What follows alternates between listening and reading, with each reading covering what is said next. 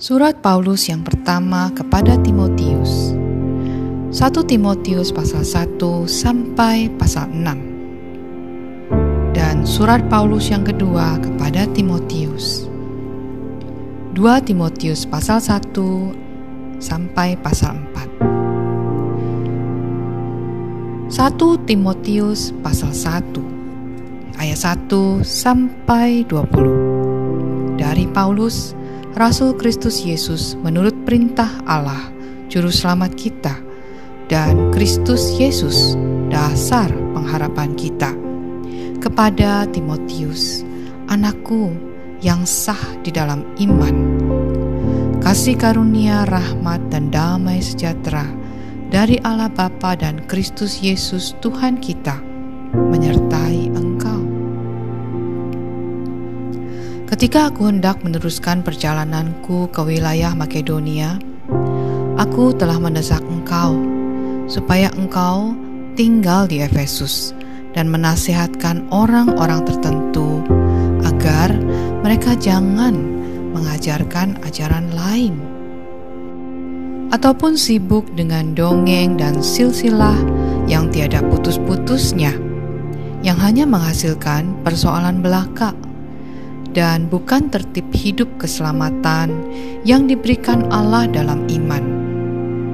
Tujuan nasihat itu ialah kasih yang timbul dari hati yang suci, dari hati nurani yang murni, dan dari iman yang tulus ikhlas. Tetapi ada orang yang tidak sampai pada tujuan itu dan yang sesat dalam omongan yang sia-sia. Mereka itu hendak menjadi pengajar hukum Taurat tanpa mengerti perkataan mereka sendiri dan pokok-pokok yang secara mutlak mereka kemukakan. Kita tahu bahwa hukum Taurat itu baik kalau tepat digunakan, yakni dengan keinsyafan bahwa hukum Taurat itu bukanlah bagi orang yang benar, melainkan hukum Taurat bagi orang durhaka dan orang lalim, bagi orang fasik dan orang berdosa, bagi orang duniawi dan yang tidak beragama, bagi pembunuh bapa dan pembunuh ibu, bagi pembunuh pada umumnya, bagi orang cabul dan pemburit, bagi penculik, bagi pendusta, bagi orang makan sumpah, dan seterusnya. Segala sesuatu yang bertentangan dengan ajaran sehat yang berdasarkan Injil dari Allah yang mulia dan maha bahagia, seperti yang telah dipercayakan kepadaku. Aku bersyukur kepada Dia yang menguatkan aku, yaitu Kristus Yesus Tuhan kita, karena Ia menganggap aku setia dan mempercayakan pelayanan ini kepadaku. Aku yang tadinya seorang penghujat dan seorang penganiaya dan seorang ganas, tetapi aku telah dikasihaninya, karena semuanya itu telah kulakukan tanpa pengetahuan, yaitu di luar iman. Malah kasih karunia Tuhan kita itu telah dikaruniakan dengan limpahnya kepadaku dengan iman dan kasih dalam Kristus Yesus. Perkataan ini benar dan patut diterima sepenuhnya. Kristus Yesus datang ke dunia untuk menyelamatkan orang berdosa, dan di antara mereka akulah yang paling berdosa. Tetapi justru karena itu aku dikasihani, agar dalam diriku ini sebagai orang yang paling berdosa, Yesus Kristus menunjukkan seluruh kesabarannya. Dengan demikian aku menjadi contoh bagi mereka yang kemudian percaya kepadanya dan mendapat hidup yang kekal. Hormat dan kemuliaan sampai selama-lamanya bagi Raja segala zaman, Allah yang kekal, yang tak nampak, yang esa. Amin. Tugas ini kuberikan kepadamu, Timotius, anakku, sesuai dengan apa yang dinubuatkan tentang dirimu, supaya dikuatkan oleh nubuat itu, engkau memperjuangkan perjuangan yang baik dengan iman dan hati nurani yang murni. Beberapa orang telah menolak hati nuraninya yang murni itu, dan karena itu kandaslah iman mereka. Di antaranya Himeneus dan Alexander yang telah kuserahkan kepada iblis, supaya jerak mereka menghujat. 1 Timotius pasal 2 ayat 1 sampai 15. Pertama-tama aku menasihatkan, naikkanlah permohonan, doa syafaat dan ucapan syukur untuk semua orang, untuk raja-raja dan untuk semua pembesar, agar kita dapat hidup tenang dan tentram dalam segala kesalehan dan kehormatan. Itulah yang baik dan yang berkenan kepada Allah, Juru Selamat kita, yang menghendaki supaya semua orang diselamatkan dan memperoleh pengetahuan akan kebenaran. Karena Allah itu Esa, dan Esa pula Dia yang menjadi pengantara antara Allah dan manusia, yaitu manusia Kristus Yesus yang telah menyerahkan dirinya sebagai tebusan bagi semua manusia. Itu kesaksian pada waktu yang ditentukan. Untuk kesaksian itulah aku telah ditetapkan sebagai pemberita dan rasul. Yang kukatakan ini benar, aku tidak berdusta, dan sebagai pengajar orang-orang bukan Yahudi dalam iman dan kebenaran. Oleh karena itu, aku ingin supaya di mana-mana orang laki-laki berdoa dengan menadahkan tangan yang suci, tanpa marah dan tanpa perselisihan. Demikian juga hendaknya perempuan. Hendaklah ia berdandan dengan pantas, dengan sopan dan sederhana. Rambutnya jangan berkepang-kepang. Jangan memakai emas atau mutiara atau pakaian yang mahal-mahal. Tetapi hendaklah ia berdandan dengan perbuatan baik, seperti yang layak bagi perempuan yang beribadah. Seharusnyalah perempuan berdiam diri dan menerima ajaran dengan patuh. Aku tidak mengizinkan perempuan mengajar, dan juga tidak mengizinkannya memerintah laki-laki. Hendaklah ia berdiam diri, karena Adam yang pertama dijadikan, kemudian barulah Hawa. Lagi pula, bukan Adam yang tergoda, melainkan perempuan itulah yang tergoda dan jatuh ke dalam dosa. Tetapi perempuan akan diselamatkan karena melahirkan anak, asal ia bertekun dalam iman dan kasih dan pengudusan dengan segala kesederhanaan. 1 Timotius pasal 3 ayat 1 sampai 16. Benarlah perkataan ini, orang yang menghendaki jabatan penilik jemaat menginginkan pekerjaan yang indah.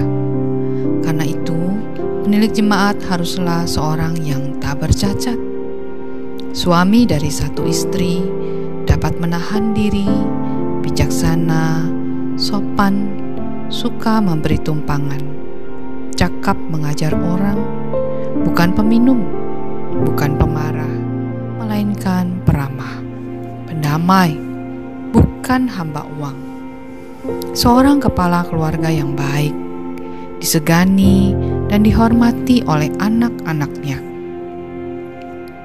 Jikalau seorang tidak tahu mengepalai keluarganya sendiri, bagaimanakah ia dapat mengurus jemaat Allah? Janganlah ia seorang yang baru bertobat agar jangan ia menjadi sombong dan kena hukuman iblis. Hendaklah ia juga mempunyai nama baik di luar jemaat, agar jangan ia digugat orang dan jatuh ke dalam jerat iblis. Demikian juga diaken-diaken haruslah orang terhormat, jangan bercabang lidah, jangan penggemar anggur, jangan serakah, melainkan orang yang memelihara rahasia iman dalam hati nurani yang suci. Mereka juga harus diuji dahulu, baru ditetapkan dalam pelayanan itu, setelah ternyata mereka tak bercacat. Demikian pula istri-istri, hendaklah orang terhormat, jangan pemfitnah, hendaklah dapat menahan diri dan dapat dipercayai dalam segala hal. Diaken haruslah suami dari satu istri dan mengurus anak-anaknya dan keluarganya dengan baik. Karena mereka yang melayani dengan baik beroleh kedudukan yang baik, sehingga dalam iman kepada Kristus Yesus mereka dapat bersaksi dengan leluasa. Semuanya itu kutuliskan kepadamu, walaupun kuharap segera dapat mengunjungi engkau. Jadi jika aku terlambat, sudahlah engkau tahu bagaimana orang harus hidup sebagai keluarga Allah, yakni jemaat dari Allah yang hidup, tiang penopang dan dasar kebenaran. Dan sesungguhnya agunglah rahasia ibadah kita, Dia yang telah menyatakan dirinya dalam rupa manusia, dibenarkan dalam roh, yang menampakkan dirinya kepada malaikat-malaikat, diberitakan di antara bangsa-bangsa yang tidak mengenal Allah, yang dipercayai di dalam dunia, diangkat dalam kemuliaan. 1 Timotius pasal 4 ayat 1 sampai 16. Tetapi Roh dengan tegas mengatakan bahwa di waktu-waktu kemudian ada orang yang akan murtad, lalu mengikuti roh-roh penyesat dan ajaran setan-setan, oleh tipu daya pendusta-pendusta yang hati nuraninya memakai cap mereka. Mereka itu melarang orang kawin, melarang orang makan makanan yang diciptakan Allah, supaya dengan pengucapan syukur dimakan oleh orang yang percaya dan yang telah mengenal kebenaran. Karena semua yang diciptakan Allah itu baik, dan suatu pun tidak ada yang haram jika diterima dengan ucapan syukur. Sebab semuanya itu dikuduskan oleh firman Allah dan oleh doa. Dengan selalu mengingatkan hal-hal itu kepada saudara-saudara kita, engkau akan menjadi seorang pelayan Kristus Yesus yang baik, terdidik dalam soal-soal pokok iman kita dan dalam ajaran sehat yang telah kau ikuti selama ini. Tetapi jauhilah tahayul dan dongeng nenek-nenek tua. Latihlah dirimu beribadah. Latihan badani terbatas gunanya, tetapi ibadah itu berguna dalam segala hal, karena mengandung janji, baik untuk hidup ini maupun untuk hidup yang akan datang. Perkataan ini benar dan patut diterima sepenuhnya.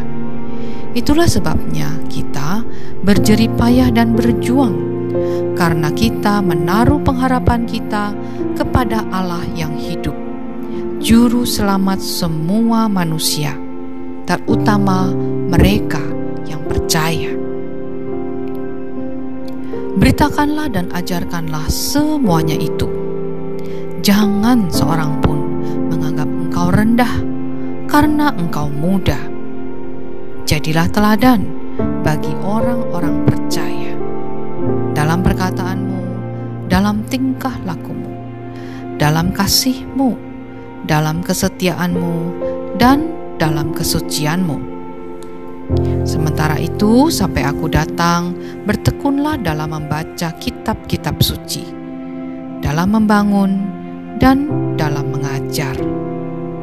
Jangan lalai dalam mempergunakan karunia yang ada padamu, yang telah diberikan kepadamu oleh nubuat dan dengan penumpangan tangan sidang penatua.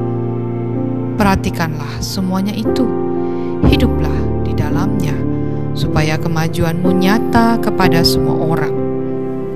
Awasilah dirimu sendiri dan awasilah ajaranmu. Bertekunlah dalam semuanya itu, karena dengan berbuat demikian, engkau akan menyelamatkan dirimu dan semua orang yang mendengar engkau. 1 Timotius pasal 5 ayat 1 sampai 25. Janganlah engkau keras terhadap orang yang tua, melainkan tegurlah dia sebagai bapa.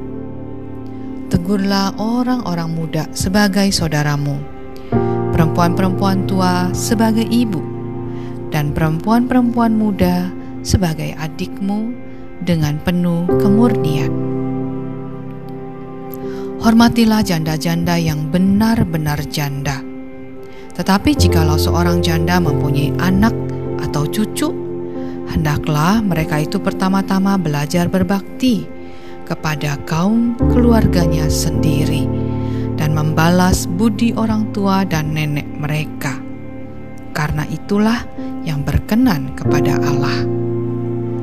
Sedangkan seorang janda yang benar-benar janda, yang ditinggalkan seorang diri, menaruh harapannya kepada Allah dan bertekun dalam permohonan dan doa siang malam.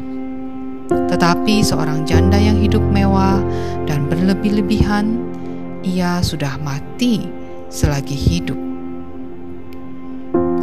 Peringatkanlah hal-hal ini juga kepada janda-janda itu, agar mereka hidup dengan tidak bercela. Tetapi jika ada seorang yang tidak memeliharakan sanak saudaranya, apalagi seisi rumahnya, orang itu murtad dan lebih buruk dari orang yang tidak beriman. Yang didaftarkan sebagai janda hanyalah mereka yang tidak kurang dari 60 tahun, yang hanya satu kali bersuami, dan yang terbukti telah melakukan pekerjaan yang baik, seperti mengasuh anak, memberi tumpangan, membasuh kaki saudara-saudara seiman, menolong orang yang hidup dalam kesesakan. Pendeknya, mereka yang telah menggunakan segala kesempatan untuk berbuat baik. Tolaklah pendaftaran janda-janda yang lebih muda, karena apabila mereka sekali digairahkan oleh keberahian yang menceraikan mereka dari Kristus, mereka itu ingin kawin, dan dengan memungkiri kesetiaan mereka yang semula kepadanya, mereka mendatangkan hukuman atas dirinya. Lagi pula dengan keluar masuk rumah orang, mereka membiasakan diri bermalas-malas, dan bukan hanya bermalas-malas saja, tetapi juga meleter dan mencampuri soal orang lain dan mengatakan hal-hal yang tidak pantas. Karena itu, aku mau supaya janda-janda yang lebih muda kawin lagi, beroleh anak, memimpin rumah tangganya, dan jangan memberi alasan kepada lawan untuk memburuk-burukkan nama kita. Karena beberapa janda telah tersesat mengikuti iblis.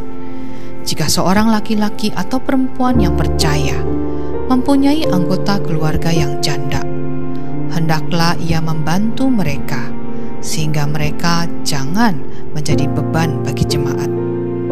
Dengan demikian, jemaat dapat membantu mereka yang benar-benar janda. Penatua-penatua yang baik pimpinannya patut dihormati 2 kali lipat, terutama mereka yang dengan jerih payah berkhotbah dan mengajar.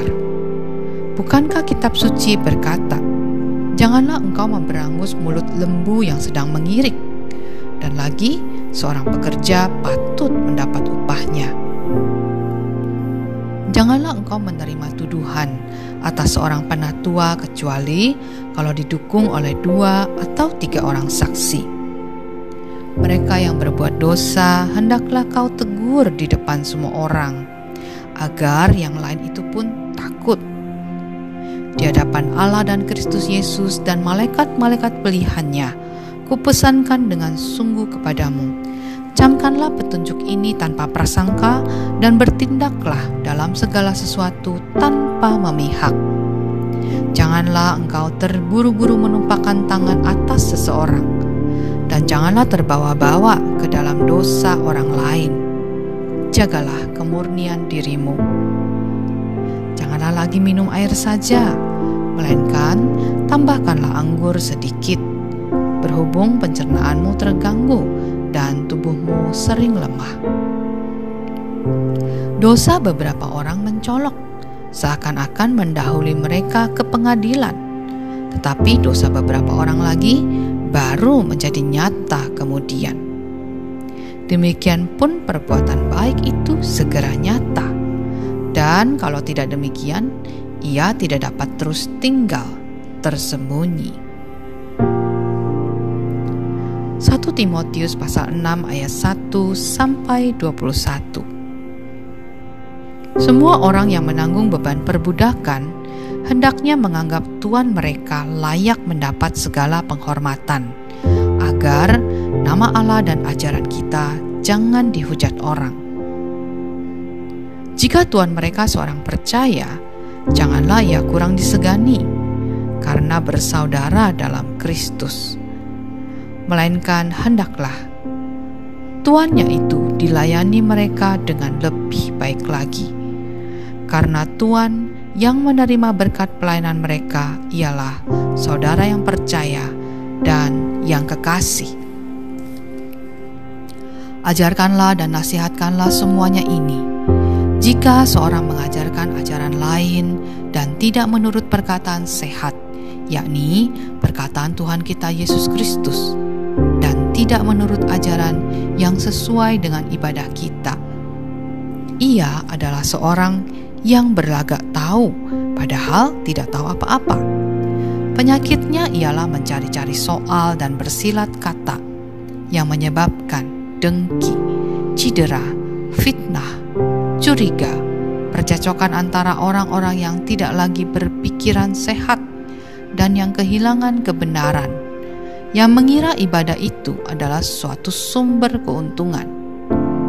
Memang ibadah itu kalau disertai rasa cukup memberi keuntungan besar. Sebab kita tidak membawa sesuatu apa ke dalam dunia, dan kita pun tidak dapat membawa apa-apa keluar. Asal ada makanan dan pakaian, cukuplah.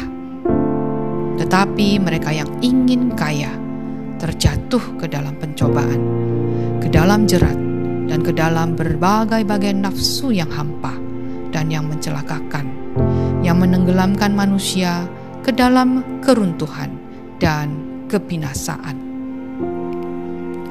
Karena akar segala kejahatan ialah cinta uang. Sebab oleh memburu uanglah beberapa orang telah menyimpang dari iman dan menyiksa dirinya dengan berbagai-bagai duka. Tetapi engkau ini, hai manusia Allah, jauhilah semuanya itu. Kejarlah keadilan, ibadah, kesetiaan, kasih, kesabaran, dan kelembutan. Bertandinglah dalam pertandingan iman yang benar, dan rebutlah hidup yang kekal. Untuk itulah engkau telah dipanggil, dan telah engkau ikrarkan ikrar yang benar di depan banyak saksi, di hadapan Allah yang memberikan hidup kepada segala sesuatu, dan di hadapan Kristus Yesus yang telah mengikrarkan ikrar yang benar itu juga di muka Pontius Pilatus. Kuserukan kepadamu, turutilah perintah ini dengan tidak bercacat dan tidak bercela, hingga pada saat Tuhan kita Yesus Kristus menyatakan dirinya, yaitu saat yang akan ditentukan oleh penguasa yang satu-satunya dan yang penuh bahagia, Raja. 2 Timotius pasal 1 sampai pasal 4. 2 Timotius pasal 1 ayat 1 sampai 18. Dari Paulus, Rasul Kristus Yesus oleh kehendak Allah, untuk memberitakan janji tentang hidup dalam Kristus Yesus. Kepada Timotius, anakku yang kekasih, kasih karunia, rahmat dan damai sejahtera dari Allah Bapa dan Kristus Yesus Tuhan kita menyertai engkau. Aku mengucap syukur kepada Allah yang kulayani dengan hati nurani yang murni seperti yang dilakukan nenek moyangku. Dan selalu aku mengingat engkau dalam permohonanku, baik siang maupun malam. Dan apabila aku terkenang akan air matamu yang kau curahkan, aku ingin melihat engkau kembali, supaya penuhlah kesukaanku. Sebab aku teringat akan imanmu yang tulus ikhlas, yaitu iman yang pertama-tama hidup di dalam nenekmu Lois dan di dalam ibumu Yunik, dan yang aku yakin hidup juga di dalam dirimu. Karena itulah aku peringatkan engkau untuk mengobarkan karunia Allah yang ada padamu oleh penumpangan tanganku atas kamu. Sebab Allah memberikan kepada kita bukan roh ketakutan, melainkan roh yang membangkitkan kekuatan, kasih, dan ketertiban atau ketenangan, sound of mind. Jadi janganlah malu bersaksi tentang Tuhan kita, dan janganlah malu karena aku, seorang hukuman karena Dia, melainkan ikutlah menderita bagi Injilnya oleh kekuatan Allah. Dialah yang menyelamatkan kita dan memanggil kita dengan panggilan kudus, bukan berdasarkan perbuatan kita, melainkan berdasarkan maksud dan kasih karunia-Nya sendiri yang telah dikaruniakan kepada kita dalam Kristus Yesus sebelum permulaan zaman, dan yang sekarang dinyatakan oleh kedatangan Juru Selamat kita Yesus Kristus, yang oleh Injil telah mematahkan kuasa maut dan mendatangkan hidup yang tidak dapat binasa. Untuk Injil inilah aku telah ditetapkan sebagai pemberita, sebagai rasul, dan sebagai guru. Itulah sebabnya aku menderita semuanya ini. Tetapi aku tidak malu, karena aku tahu kepada siapa aku percaya, dan aku yakin bahwa Dia berkuasa memeliharakan apa yang telah dipercayakannya kepadaku hingga pada hari Tuhan. Peganglah segala sesuatu yang telah engkau dengar daripadaku sebagai contoh ajaran yang sehat, dan lakukanlah itu dalam iman dan kasih dalam Kristus Yesus. Peliharalah harta yang indah yang telah dipercayakannya kepada kita oleh Roh Kudus yang diam di dalam kita. Engkau tahu bahwa semua mereka yang di daerah Asia Kecil berpaling daripadaku, termasuk Filegus dan Hermogenes. Tuhan kiranya mengaruniakan rahmat-Nya kepada keluarga Onesiferus yang telah berulang-ulang menyegarkan hatiku. Ia tidak malu menjumpai aku di dalam penjara. Ketika di Roma, Onesiferus berusaha mencari aku dan sudah menemui aku. Kiranya Tuhan menunjukkan rahmat-Nya kepadanya pada harinya. Betapa banyaknya pelayanan yang Onesiferus lakukan di Efesus, engkau lebih mengetahuinya daripadaku. 2 Timotius pasal 2 ayat 1 sampai 26. Sebab itu, hai anakku, Jadilah kuat oleh kasih karunia dalam Kristus Yesus. Apa yang telah engkau dengar daripadaku di depan banyak saksi, percayakanlah itu kepada orang-orang yang dapat dipercayai, yang juga cakap mengajar orang lain. Ikutlah menderita sebagai seorang prajurit yang baik dari Kristus Yesus. Seorang prajurit yang sedang berjuang tidak memusingkan dirinya dengan soal-soal penghidupannya, supaya dengan demikian ia berkenan kepada komandannya. Seorang olahragawan hanya dapat memperoleh mahkota sebagai juara apabila ia bertanding menurut peraturan-peraturan olahraga. Seorang petani yang bekerja keras haruslah yang pertama menikmati hasil usahanya. Perhatikanlah apa yang kukatakan. Tuhan akan memberi kepadamu pengertian dalam segala sesuatu. Ingatlah ini, Yesus Kristus yang telah bangkit dari antara orang mati, yang telah dilahirkan sebagai keturunan Daud, itulah yang kuberitakan dalam Injilku. Karena pemberitaan Injil inilah aku menderita, malah dibelenggu seperti seorang penjahat. Tetapi firman Allah tidak terbelenggu. Karena itu aku sabar menanggung semuanya itu bagi orang-orang pilihan Allah, supaya mereka juga mendapat keselamatan dalam Kristus Yesus dengan kemuliaan yang kekal. Benarlah perkataan ini. Jika kita mati dengan Dia, kita pun akan hidup dengan Dia. Jika kita bertekun, kita pun akan ikut memerintah dengan Dia. Jika kita menyangkal Dia, Dia pun akan menyangkal kita. Jika kita tidak setia, Dia tetap setia, karena Dia tidak dapat menyangkal dirinya. Ingatlah dan pesankanlah semuanya itu dengan sungguh-sungguh kepada mereka di hadapan Allah, agar jangan mereka bersilat kata, karena hal itu sama sekali tidak berguna, malah mengacaukan orang yang mendengarnya. Usahakanlah supaya engkau layak di hadapan Allah, sebagai seorang pekerja yang tidak usah malu, yang berterus terang memberitakan perkataan kebenaran itu. Tetapi hindarilah omongan yang kosong dan yang tak suci, yang hanya menambah kefasikan. Perkataan mereka menjalar seperti penyakit kanker. Di antara mereka termasuk Himeneus dan Filetus, yang telah menyimpang dari kebenaran dengan mengajarkan bahwa kebangkitan kita telah berlangsung, dan dengan demikian merusak iman sebagian orang. Tetapi dasar yang diletakkan Allah itu teguh, dan meterainya ialah Tuhan mengenal siapa kepunyaannya.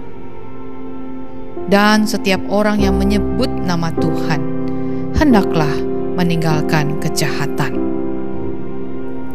Dalam rumah yang besar bukan hanya terdapat perabot dari emas dan perak, melainkan juga dari kayu dan tanah. Yang pertama dipakai untuk maksud yang mulia, yaitu emas dan perak. Dan yang terakhir, yaitu kayu dan tanah, untuk maksud yang kurang mulia. Jika seorang menyucikan dirinya dari hal-hal yang jahat, ia akan menjadi perabot rumah untuk maksud yang mulia.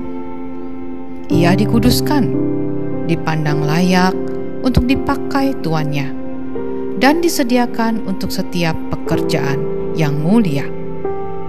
Sebab itu, jauhilah nafsu orang muda, kejarlah keadilan, kesetiaan, kasih, dan damai bersama-sama dengan mereka yang berseru kepada Tuhan dengan hati yang murni. Hindarilah soal-soal yang dicari-cari, yang bodoh dan yang tidak layak. Engkau tahu bahwa soal-soal itu menimbulkan pertengkaran. Sedangkan seorang hamba Tuhan tidak boleh bertengkar, tetapi harus ramah terhadap semua orang. Ia harus cakap mengajar, sabar, dan dengan lemah lembut dapat menuntun orang yang suka melawan. Sebab mungkin Tuhan memberikan kesempatan kepada mereka untuk bertobat dan memimpin mereka sehingga mereka mengenal kebenaran. Dan dengan demikian, mereka menjadi sadar kembali karena terlepas dari jerat iblis yang telah mengikat mereka pada kehendaknya.